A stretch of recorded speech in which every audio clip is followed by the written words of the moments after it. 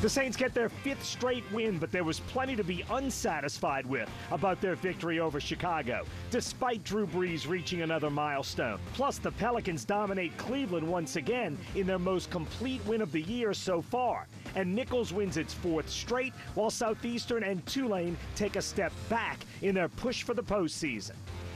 This is the last word on sports. 4th Down on 4 starts now. The overriding theme in the Saints locker room after the team's 5th straight win: we haven't played our best ball yet. I'm Doug Mouton. Welcome to 4th Down on 4. And the way the Saints are winning is really significant. This is not 2009 or 2011. No doubt, right now the Saints are winning with defense, as Andrew Doak reports. The Saints have won pretty, and they've won ugly. Today, the latter, but able to make it one for the thumb and their first 5-game winning streak since 2013. I love the way we're winning. I love the way we're playing as a defense. I love being able to take the field and, times clearly on their side. We get a 3-and-out or a 4-and-out or whatever it is. We go back and we get another 4-and-out. That's what we call good defense. I don't care what numbers say. I don't care what stats say. I love the way our defense is playing. The Saints have won with swagger. Just not from their offense, but with turnovers and a touch of youth. It was closer than it needed to be with the 2 turnovers in the 4th quarter that otherwise would have resulted in points and, widen the gap a little bit. But defense came up with some huge stops. 2 critical stops there at the end of the game, which were basically opportunities for the Bears to go down and potentially tie. At first, like I keep saying, we wasn't together. And you can tell that from the first 2 weeks, but now, every week, it's getting better. The Saints entered this season with the youngest defense in the NFL. Over the first 2 weeks, that showed, but over the last 5, it's the reason for the turnaround. Players playing beyond their years. No better example than rookie cornerback Marshon Lattimore. He's playing like a real good rookie player. I think he looks young. I know what you're saying. Obviously, the thing it's hardest to measure in the draft is, how quickly guys can transition, how smart they are. He's someone who's got good football makeup and IQ, and so he picks things up very quickly and is playing with a lot of confidence. We'll take this rookie campaign for sure. I mean, the way he's growing, the way he's playing. I told you, our DB core looks hungrier than I've ever seen him, and I love this edge that they have on him right now. We found ways to get each other better. We found ways to eliminate all the noise and just get better, and now he's reaping the benefits and the rewards, and sky's the limits for him. But even as the legend of Marshon Lattimore continues to grow in the Crescent City, he isn't letting it get to his head. I always stay humble. That's what my dad taught me when I was younger, just stay humble with everything I do. So, that's just me. I can't change up and, try to act like, I'm all, the best thing ever. I just stay humble, and have the blessings come to me. And neither is this Saints defense or this Saints team letting the talk satisfy them, because they know they haven't been perfect. We're getting lucky in some instances. We got to play better. We have a lot of explosive plays, but if you keep us on the field, that's more TV time. We're going to come up with a takeaway.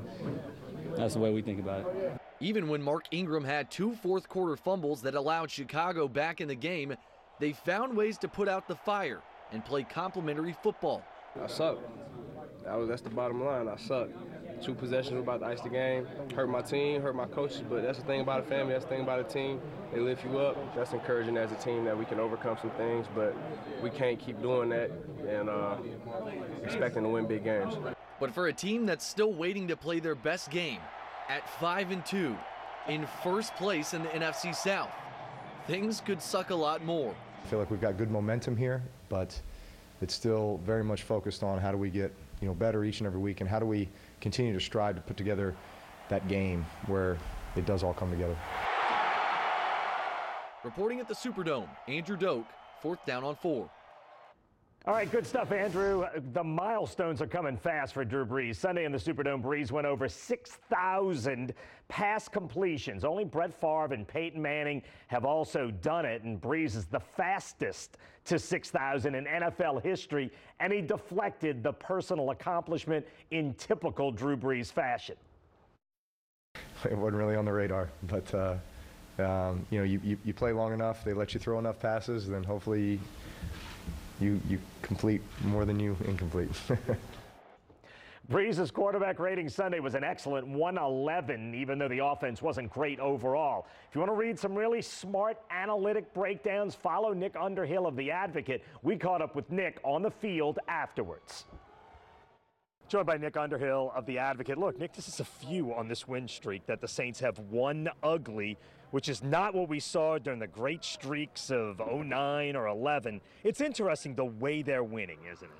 Yeah, I'm trying to figure out how to take this one, because if they're going to be a contender, they got to play better than they did today. They tried to give this game away multiple times. They probably should have won by a lot more.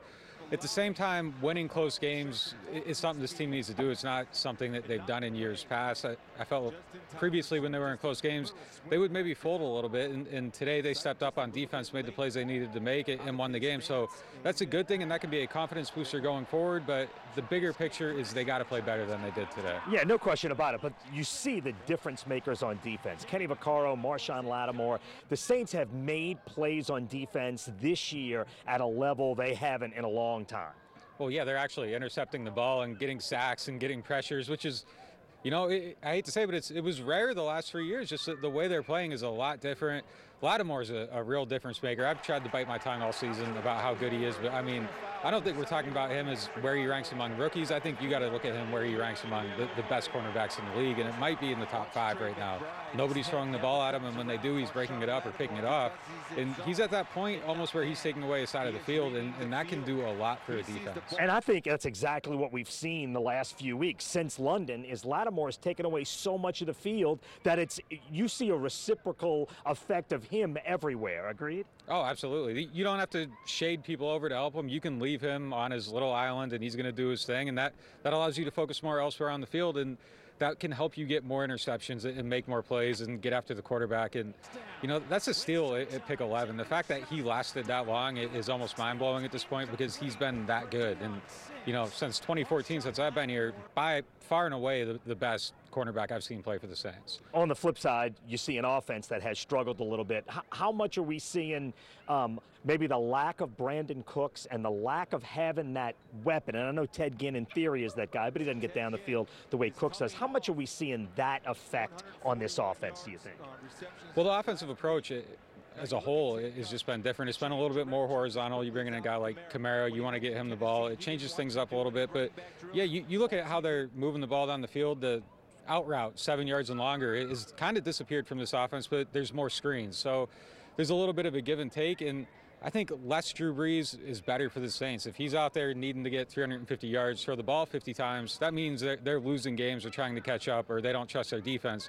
They do now, so I think you're seeing it a little bit different, but I don't think they've clicked the way they want to click. I mean, when they need to get 7 yards, 10 yards, it's not always there like it was before. So I think it's still a little bit of a work in progress, but I do think they're going to get there at some point. Are you seeing signs of a team that can win in the playoffs, maybe? Yeah, I don't see why not. If that offense gets a little bit better and the defense is what it is right now, they could beat anybody in the NFC in the playoffs. It's a one-game series at that point, and, you know, Drew Brees with a good defense, that's hard to beat. That is tough to beat. It has been tough to beat in the past. Nick Underhill from The Advocate, terrific job as always. Andrew Doak caught up with one of the keys to the Saints' pass rush in the locker room afterwards. All right, here with Saints Alex Okafor. Got the velvet rocking, got the 5th win in a row. How's it feel first just to get the 5th win? Man, it feels great, man. We've been putting in work all year, man, and it's just a good feeling that it's paying off. Able to get a 5th interception for the 5th game, or I'm sorry, 5th game in a row with an interception. Right. You guys are just turning the ball over. Secondary-wise, what's popping out to you from those guys, and especially Marshawn Lattimore, who even as a rookie has just come along? Well, I mean, Marshawn, speaking of Marshawn, he came in the man already, man. He's a great player in college, and that translated to the league, and he's been doing everything we expected him to do. And just as a unit, man, I think we're just picking up confidence, and it allows us to play faster. When you're able to keep them behind the chains and get them in 3rd and 7, 3rd and 8, you guys are able to be so multiple at the defensive line, putting 8 on the line, 7 on the line, bringing 5 or 6. How much easier does that make just the unit's job as a whole to be able to bring pressure, especially on the back end, front end, all together? Well, I mean, I think that's one thing Dennis Allen does a good job at is giving quarterbacks multiple looks, man. We just don't sit still on 3rd down. On 3rd and long, either we're going to mug up there and not show what we're doing, or we're going to be really moving around. So we're never just going to sit there and show what we're doing, and I think it's helped us tremendously on 3rd down. I asked Coach Payton, and I even asked Cam, does it surprise you at all that earlier in the year you guys were the youngest defense in the NFL, and yet a lot of these young guys have come along and just been able to mature so quickly, almost play beyond their years? Does that surprise you at all? No, just because I know what type of guys we got on this defense and on this team, man. And this is my first year here, but I saw it all through training camp. And these were the expectations that I saw in training camp. I know we started off slow, but if you look back, man, we played two really great teams, the Vikings with Sam Bradford and the Patriots. You know what they can do. So I think we're growing each game and each week, and if we continue it, we'll be where we want to be. Congrats, man. Thank you. For Alex Okafor, I'm Andrew Doak. Doug, I'll send it back to you. Coming up, finally, the Pelicans we've been expecting to see as New Orleans hands LeBron and the Cavs a 22-point loss Saturday night. But can we expect to see the team sustain that success? We'll discuss. And later, Tulane and Southeastern both have slim margins for error going forward. But Nicholls is rolling with the FCS playoffs a month away.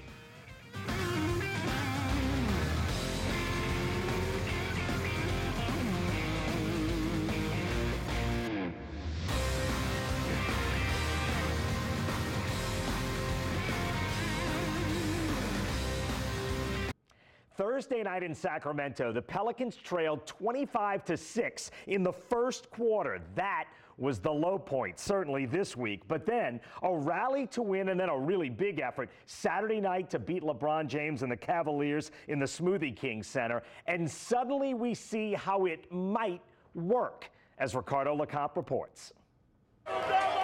It's only game number 6, but this victory resonates throughout the locker room. A 21-point beatdown on the defending Eastern Conference champions to move to 500 for the first time since the 2014-2015 season. This is something that we just want to keep going. We don't want to get, excited over 500. It's early in the season. We only played 6 games, so we want to go back and try to, keep this thing going. Especially, we're here at home, so we want to make sure that we take care of home court. The Pels took care of business at the Smoothie King Center. Anthony Davis, who sat out Thursday's game against Sacramento with a knee injury, looked healthy, scoring 30 points, grabbing 14 boards, and blocking 3 shots. His running mate in the front court, DeMarcus Cousins, recorded his first triple-double as a Pel, 29, 12, and 10 assists. Boogie building on his 41-point, 23-rebound performance against the Kings a few nights ago. He led the second-half rally for the Pelicans in that contest, a turning point for this team. We're locked in as a unit. We feel like we can battle with the best of them. We're starting to understand what it takes to win games. We're still learning how to play with one another, but the ball movement has been good lately. Defensively, we've been good. Still got some things we need to work on. Communication isn't where we want it to be. We still have some breakdowns, but we're in a good rhythm right now. The rhythm extending into the New Orleans backcourt, with Drew Holiday and E'Twaun Moore contributing greatly in the victory over the Cavs. Holiday played a complete game against Cleveland, dropping 29 points and making smart decisions with the ball. And Moore chipped in a career-high 24, playing his best game with New Orleans. With Drew, it didn't bother me. I knew that he was going to eventually get to playing basketball like this. He done it last year. And with E'Twaun, he just, he's just relentless. He just stays in the game and continued to, to get 53 or 54 points, I forgot what it was, from the backcourt is always great. The trio of Holiday, Cousins, and Davis scored at least 29 points. The first time in franchise history 3 players scored that many in a single game. Still a long way to go, but the Pelicans can see the blueprint on how to earn wins during this first quarter of the year. And Ricardo joins us in studio. Look, clearly this is the formula. It can't just be Anthony Davis and DeMarcus Cousins. And if E'Twaun Moore and Drew Holiday can play like this team can be a pretty good team. What did you see about the way that pair played? Both of those players, and that's all you have to do. Like you said, Anthony Davis and DeMarcus Cousins just has to do their job because they're going to get their points. But it's the supporting cast that needs to do that. And when you get 40, you get 29 from Drew, you get 24 from E'Twaun Moore. If you got 24 from E'Twaun Moore, that's good enough. I mean, normally if he just contributes 10, that's decent enough. But Drew Holiday is really the guy that has to get it going for the Pelicans. And he had a fantastic game against the Cavs. And it's not one where he had to change anything differently. He basically let the game come to him. So he was scoring when he wanted to score. He was able to penetrate, dish when he needed to. When he doesn't force the issue and he's actually scoring and that confidence is building with him, then he plays fine, and then the Pelicans can score from there. Yeah, no doubt about it. And for the first 4.5 games, that's not something he did well. And look, in the NBA, it is a long, brutal season. The Pelicans maybe caught Cleveland on what wasn't their best night, and those are the ones you have to win. And it was nice to see them take care of business against a not very good Sacramento team on the road, and then come home and beat what might be a finalist team, but not on their best night, right? You got to win the ones when they're sort of given to you, right? These are the games that you have to take. And look, Cleveland is going to be excellent when they get in later in the season. They're still trying to figure out their things. They're still trying to adjust without having Kyrie Irving and with these new parts. But like you said, the Pelicans have to win these type of games where you're either at home and you don't even have your full complementary cast. Because remember, the Pelicans are still not at what we're going to see 3-4 months down the road. But these are these early type of games where you kind of find an identity, where you know that you're going to have your Twin Towers inside scoring, and Drew Holiday's got to be your third guy. So when you kind of figure that out and see how that kind of works, then that's encouraging moving forward. Did you get enough of a taste to feel like maybe this team can be a playoff team, meaning the Pelicans? The talent on this roster is good enough to make the playoffs. It's just a matter of everything kind of syncing together. And like I said, once we get to see Rondo back into that lineup, once we kind of see where all these pieces fit in, talent-wise on paper, they're a playoff team. Now, it's just, there's one thing being on paper and another thing actually performing and doing it. And so far, if they get performance like that, like they did on Saturday, then it's a good sign. Yeah, that is a very good sign. So far, they've been good enough exactly half the time. Ricardo, terrific job. We're back with more 4th Down on 4 in a minute. Still ahead, we'll switch to college football, where LSU awaits top-ranked Alabama next Saturday. And after starting 2-2, the Nicholls Colonels have won their last 4 games. But Tulane and Southeastern are going in the wrong direction if they have aspirations of making a run to the postseason.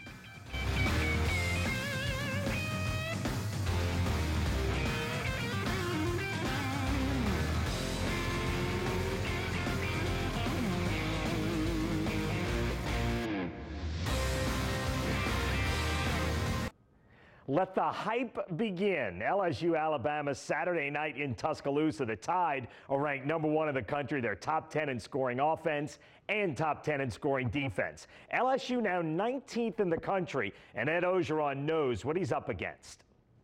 Physicality, they're different. They're bigger, stronger, and faster.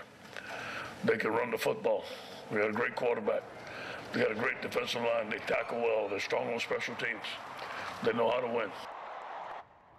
They know how to win. That's the bottom line. Jalen Hurts killed LSU last season as a freshman. He's been better this season as a sophomore. The Crimson Tide right now 21.5-point favorites. Wow.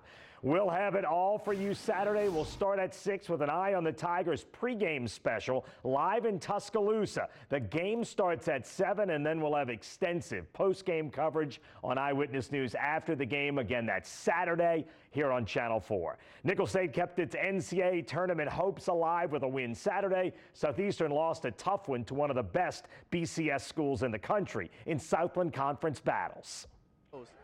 Rummel's Chase Vorcade had a big day for Nicholls. 358 yards passing and 3 touchdowns. Nicholls beat Incarnate Word 38-31. The Colonels have 3 games to go, and they are definitely in the NCAA hunt. Meanwhile, Southeastern's postseason hopes took a hit. Lorenzo Nunez hit Austin Mitchell here. The Lions and 5th-ranked Sam Houston State were tied at 23 late in the 3rd, but the Bearcats scored the final 10 points. Corey Avery scores for Sam Houston. Southeastern falls to 5-4 on the season. Meanwhile, Tulane's backs are now against the wall. The Wave fell behind Memphis 35-0 early in the second quarter. They didn't give up, but they lost it 56-26. That drops Tulane to 3-5 on the season. So they'll have to win 3 of their last 4 to become bowl eligible. The Green Wave play at home against Cincinnati Saturday afternoon. We'll talk Tulane football with Coach Willie Fritz next. The Tulane Coaches Show airs after 4th Down on 4. We're back with more in a minute. LSU, Alabama, Saturday night here on Channel 4. The Crimson Tide look unstoppable, but it was a dogfight last year. Then Sunday, the Saints go for 6 in a row at home against Tampa Bay. We'll be back next week with all of it on 4th Down on 4. For Ricardo LeCompte, Andrew Doak, producer Danny Rockwell, photographer Adam Nay, and all of us here at Eyewitness Sports, thanks for watching. We'll see you next week on 4th Down on 4.